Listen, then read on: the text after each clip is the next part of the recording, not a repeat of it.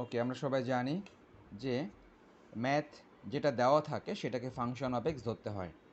আমরা সবাই জানি পরের লাইনে কি লিখতে হবে। পরের লাইনে লিখতে হবে F of X plus H.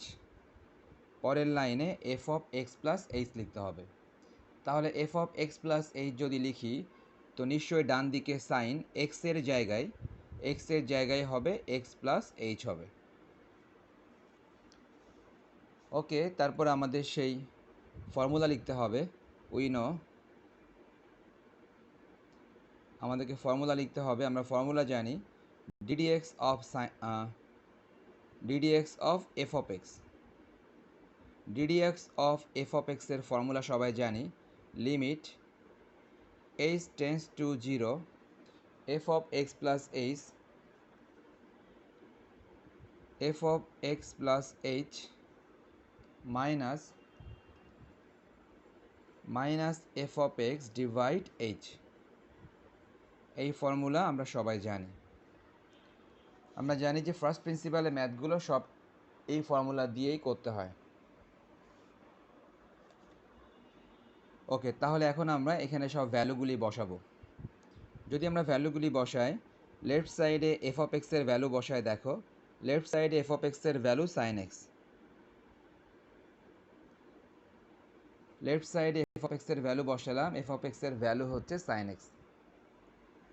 Right সাইডে আমরা সবগুলো ভ্যালু বসাই, limit H tends to zero F of X plus H এর value sine X plus H minus F of এক্সের value only sine X. So আমরা উপর থেকে এই ভ্যালুগুলি বসিয়ে দিলাম। ওকে, তাহলে আমাদের এখন যে কাজটা হবে সেটা হচ্ছে যে লেফট সাইড নিয়ে আমরা সবাই জানি যে লেফট সাইডে আমাদের কোনো কাজ থাকে না, আমাদের মেইনলি কাজটা থাকে রাইট সাইডে। তো আমাদের এখানে রাইট সাইডে যে কাজটা করতে হবে সেটা হচ্ছে যে ফার্স্ট পেপারে ট্রিগোনোমেট্রির ফর্মুলা অ্যাপ্লাই করতে হবে। রাইট সাইডে আমাদেরকে ফার্স্ট পেপারের ট্রিগোনোমেট্রির ফর্মুলা অ্যাপ্লাই করতে হবে। তো ফার্স্ট পেপারের ট্রিগোনোমেট্রির ফর্মুলা আমরা মনে হয় সবাই জানি, এটা যেহেতু আমরা লিমিট এক্সারসাইজ করেছি, লিমিট এক্সারসাইজে এগুলো খুব ব্যবহার হয়েছে। তো বলো, একজন বলো, নাবিলা বলো, sine C minus sine d এর কি formula? Sine C minus sine d এর কি formula?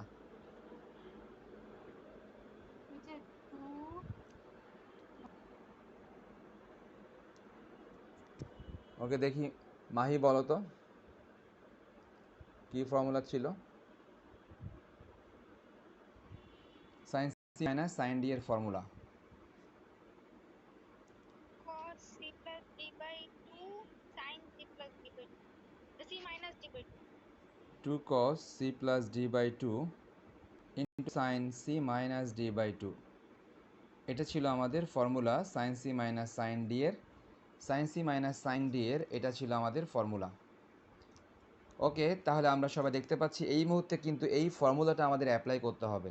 Sine C minus sine d এর এই ফর্মুলা অ্যাপ্লাই করতে হবে।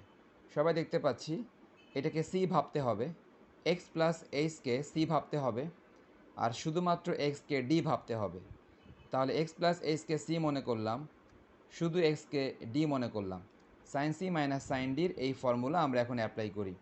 যদি অ্যাপ্লাই করি টু কস, সো আমরা লিখে ফেলি তাহলে two cos C plus D by two, C হচ্ছে এক্স প্লাস এইচ,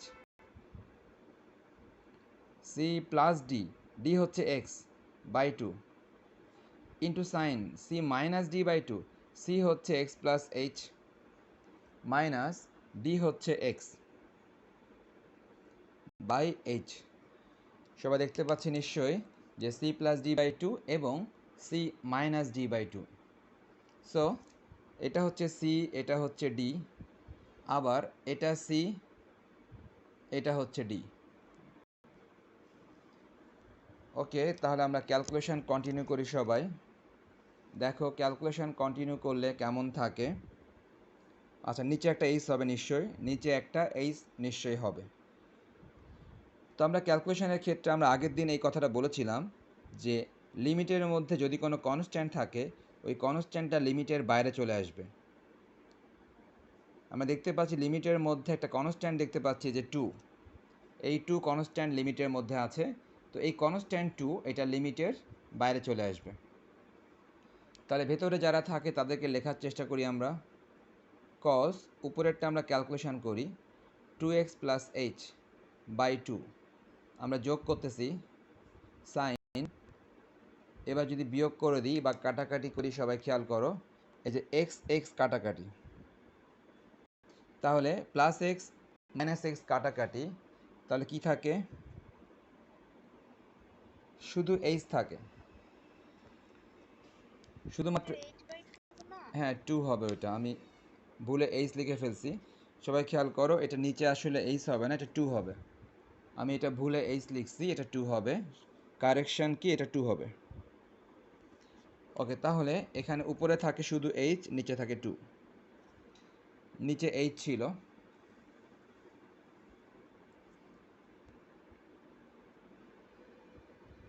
ওকে, তাহলে এখন ক্যালকুলেশানে লিমিট এইচ টেন্স টু 0, উপরে কজ, আমরা এই 2টাকে ডিভাইড করব। সবাই খেয়াল করো 2টাকে কীভাবে ডিভাইড করা যায়। এই যে নিচের এই 2 সবার সাথে ডিভাইড হবে, নিচের এই 2 প্রথমটার সাথেও ডিভাইড হবে, আবার নিচের এই 2 পরেরটার সাথেও ডিভাইড হবে। তাহলে নিচের 2 যদি প্রথমটার সাথে ডিভাইড হয় 2x/2, 2 কেটে যেয়ে শুধু x থাকবে। আবার খেয়াল করো নিচের এই 2 পরেরটার সাথেও ডিভাইড হবে, পরেরটা বলতে এই যে এইচ, নিচের এই 2 পরেরটার সাথে ডিভাইড হবে, মানে h/2। সো আশা করি সবাই বুঝতে পারলাম যে আমরা নিচে যে 2টা ছিল ওই 2টা সবার সাথে ডিভাইড করলাম। নিচে এই যে 2টা ছিল এই 2টা প্রথমটার সাথে ডিভাইড করলাম, 2 কেটে গেল, শুধুমাত্র x থাকলো। আবার এই 2টা পরেরটার সাথে ডিভাইড করলাম, h/2 থাকলো। ওকে, নেক্সট হচ্ছে আমরা কি করতে পারি, আমরা এখন এখান থেকে ক্যালকুলেশন করব।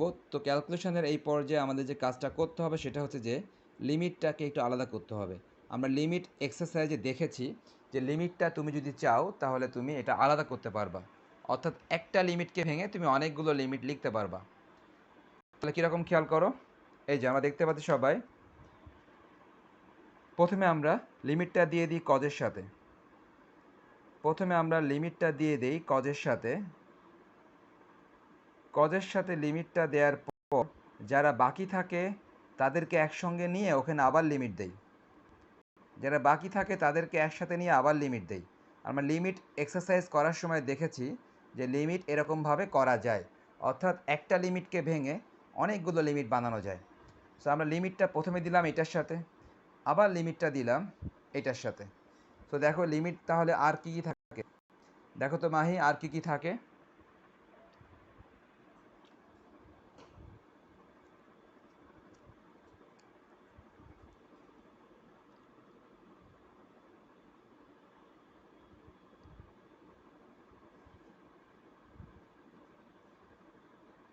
হবে সেটা হচ্ছে যে আমরা পরেরটাতে যে কাজটা করব, পরেরটাতে আমরা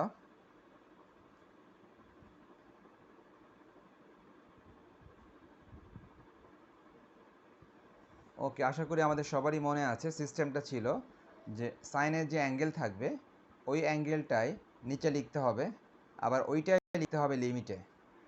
সো আমাদের সিস্টেম অনুসারে লিমিটে এখন h/2 লিখে দিতে হবে।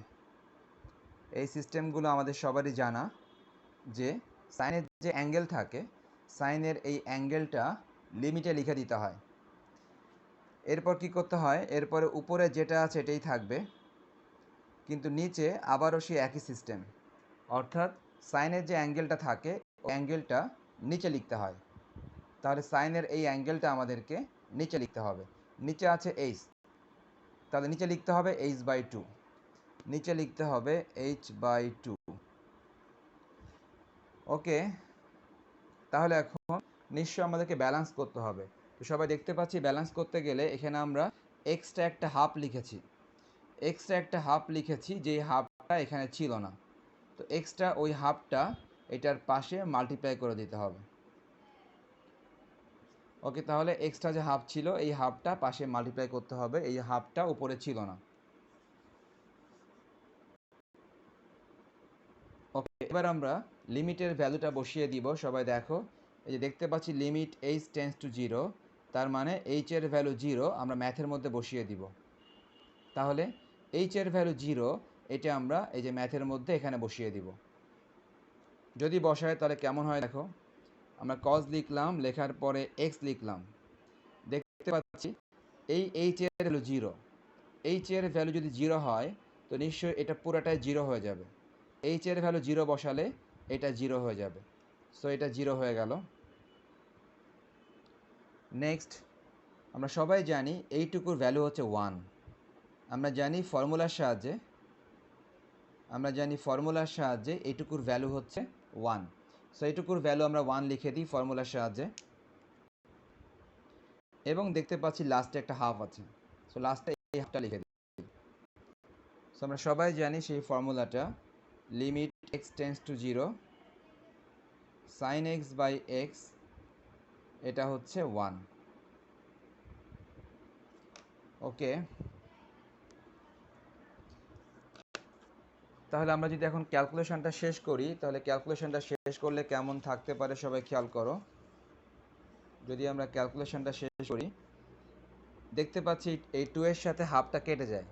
সবাই খেয়াল করো, এই 2 এর সাথে এই হাফটা কেটে যায়। তাহলে এই 2 এর সাথে এই 2 কাটাকাটি করলে শুধুমাত্র cos x থাকে, আর কিছুই থাকে না। অনলি cos x থাকে, আর কিছুই থাকে না। লেফট সাইডে কি ছিল তোমরা তোমাদের কপি খেয়াল করো, দেখতে পাবা। তোমাদের কপিতে দেখো লেখা আছে লেফট সাইডে ddx of sin x, left সাইডে ছিল ddx অফ sin x ছিল। ওকে, তাহলে এটাই আমাদের আনসার। সো আমরা ডিফারেন্সিয়েট করলাম ফার্স্ট প্রিন্সিপালের সাহায্যে। তো এই একই নিয়মে তোমাদের বেশ কিছু হোমওয়ার্ক দেই, একই নিয়মে। আমি যে কোশ্চেনটা লিখলাম আজকে, সেটা কিন্তু ছিল 8 নাম্বার কোশ্চেন। আমি এর আগে 7টা কোশ্চেন নিয়ে আলোচনা করেছি, আর আজকে লিখলাম 8 নাম্বার কোশ্চেন সবার প্রথমে। এখন আমি লিখতেছি 9 number question, question number 9, only cos x। That means তুমি cos x কে ফার্স্ট প্রিন্সিপালের সাহায্যে ডিফারেন্সিয়েট করবা। Question number 10, sin 2x, sin 2x কে তুমি ডিফারেন্সিয়েট করবা ফার্স্ট প্রিন্সিপালের সাহায্যে। Question number 11, cos 2x, cos 2x কে ফার্স্ট প্রিন্সিপালের সাহায্যে ডিফারেন্সিয়েট করবা। তো এই বিষয়গুলো সব একই রকমভাবে হবে। ঠিক আমি আগের ম্যাথটা ঠিক যেভাবে করলাম সেভাবে কজেরটাও হবে, sin 2xও হবে, cos 2xও হবে। তো sin 2x এবং cos 2x এর জন্য এটা কিভাবে করবা সেটা বোঝার জন্য আমি অন্য একটা করে দেই। যেমন আমি কোশ্চেন নাম্বার 12 লিখি, এখানে লিখলাম cos 3x। সো আমি তাহলে cos 3x করে দিই, তাহলে একই নিয়মের আরেকটা করা হবে। সো আমি এখন তোমাদেরকে cos 3x করে দিচ্ছি, আর একটু আগে করে দিলাম sin x। সো তোমরা এই দুইটার সাহায্যে এই তিনটা করতে পারবা। সবাই শুরু করো। তাহলে আমাদের নিয়ম ছিল ম্যাথ যেটা থাকবে তুমি সেটাকে ফাংশন অফ এক্স লিখবা, ম্যাথ যেটা আছে তুমি সেটাকে ফাংশন অফ এক্স লিখে দাও। তারপরে নিয়ম ছিল পরের লাইনে F of X plus H লিখতে হবে। এই ফারজানা তুমি কি আছো? তো এটা আমাদের ব্র্যাকেটে হবে। হ্যাঁ, ব্র্যাকেটে হবে, ব্র্যাকেট না দিলেই ওইটা ভুল হয়ে যাবে। দেখো এখানে cos দিলাম, 3 দিলাম, x এর পরিবর্তে x প্লাস এইচ। সবাই দেখতে পাচ্ছি বাম দিকে যেহেতু x এর পরিবর্তে x প্লাস এইচ, সো ডান দিকেও x এর পরিবর্তে হবে x প্লাস এইচ। তো এই যে x এর পরিবর্তে অবশ্যই x প্লাস এইচ লিখতে হবে, কিন্তু x প্লাস এইচ লেখার পর যদি কেউ এখানে ব্র্যাকেটটা না দাও তাহলে এটা ভুল হবে। এখন ব্র্যাকেট দিতে বললাম, কেউ মনে করো 3 সহ ব্র্যাকেট দিয়ে দিল, সেটাও ভুল হবে। ব্র্যাকেট দিতে হবে 3 পরে, অর্থাৎ ভালো করে খেয়াল করো, 3 জায়গায় 3 থাকলো, 3 জায়গাতে 3 থাকলো, আর এক্সের পরিবর্তে এক্স প্লাস এইচ, 3 জায়গায় 3 থাকলো, তারপর ব্র্যাকেট দিলাম, এক্সের পরিবর্তে এক্স প্লাস এইচ। সো এই প্রথমে যেটা লিখলাম কস 3x প্লাস এইচ, এটাও ভুল। আবার মনে করো আমি ব্র্যাকেট দিতে বললাম, কেউ 3x প্লাস এইচ লিখে এই যে ব্র্যাকেট দিয়ে দিল, এটা ভুল, এটাও ভুল, এটাও ভুল। অর্থাৎ এটাও হবে না, এটাও হবে না। মেনলি ব্র্যাকেটটা হবে 3 এর পরে, 3 এর পরে ব্র্যাকেট দিতে হবে, নাহলে কিন্তু এটা পুরোটাই ভুল হয়ে যাবে। তার কারণ তোমরাই চিন্তা করো, এখন এই 3টা ভেতরে মাল্টিপ্লাই হবে। যদি 3টা ভেতরে মাল্টিপ্লাই হয় কেমন হয় দেখো, 3x প্লাস 3h, 3টা ভেতরে মাল্টিপ্লাই হয়ে গেলে, 3টা ভেতরে মাল্টিপ্লাই হয়ে গেলে কি হলো, 3x প্লাস 3h। ওকে, এখন আমরা ঠিক আগের নিয়মে ম্যাথ করব। By the definition of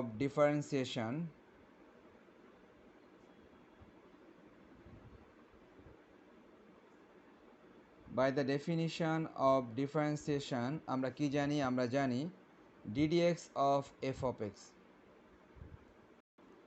ddx of f of x equal limit h tends to 0 of x plus h minus f of x divide h। ওকে, তাহলে এখন সবাই ভ্যালুটা বসিয়ে দাও। ddx of f of x, f of x এর value হচ্ছে cos 3x, f of x এর value cos 3x, limit h tense to 0, f of x plus h এর value cos 3x plus 3h minus f of x এর value, f of x এর value হচ্ছে cos 3x by h। তো এগুলো ছিল আমাদের value.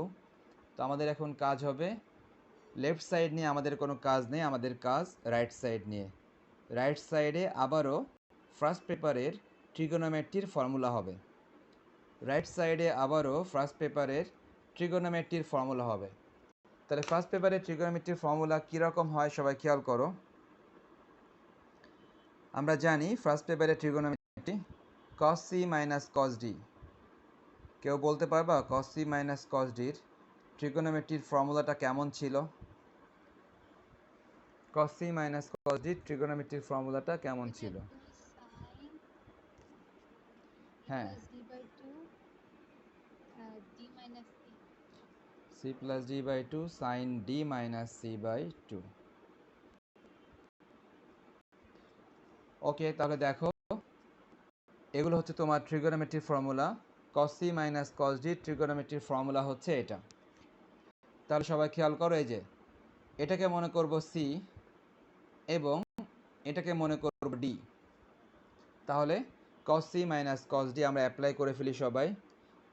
কি লিখবো তাহলে, 2 cos c plus d by 2, c plus এটা d, সরি এটা c প্লাস এটা d বাই 2, সরি এটা cos হবে না সাইন হবে, তো cos হবে না সাইন হবে, আবারও সাইন, এবার হবে d minus c, d minus c, d কিন্তু পরেরটা, d হচ্ছে পরেরটা, মাইনাস c, c কিন্তু প্রথমটা, প্রথমটা বলতে এই যে প্রথমটা হচ্ছে এইটা, d মাইনাস c।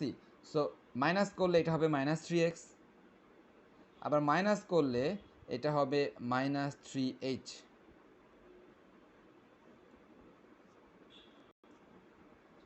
ওকে, তাহলে সবাই দেখতে পেলাম আমরা cos c minus cos d formula করলাম, এটাকে c মনে করা হয়েছে, এটাকে d করা হয়েছে, 2 sin c plus d by 2, আবার d minus c by 2, d minus c by 2।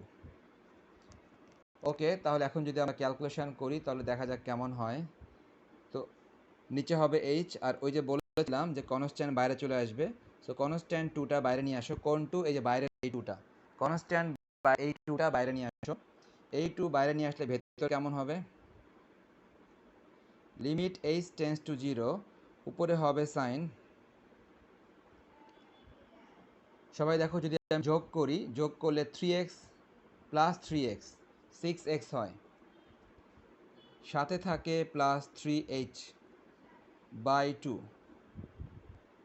আবার দেখো সাইন, যদি কাটাকাটি করে সবাই খেয়াল করো, প্লাস 3x মাইনাস 3x কাটাকাটি, প্লাস 3x মাইনাস 3x কাটাকাটি করলে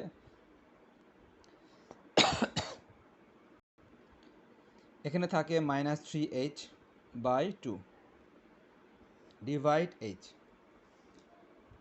সো আমরা সবাই দেখলাম ব্যাপারটা যে আসলে কেমন হলো এটা।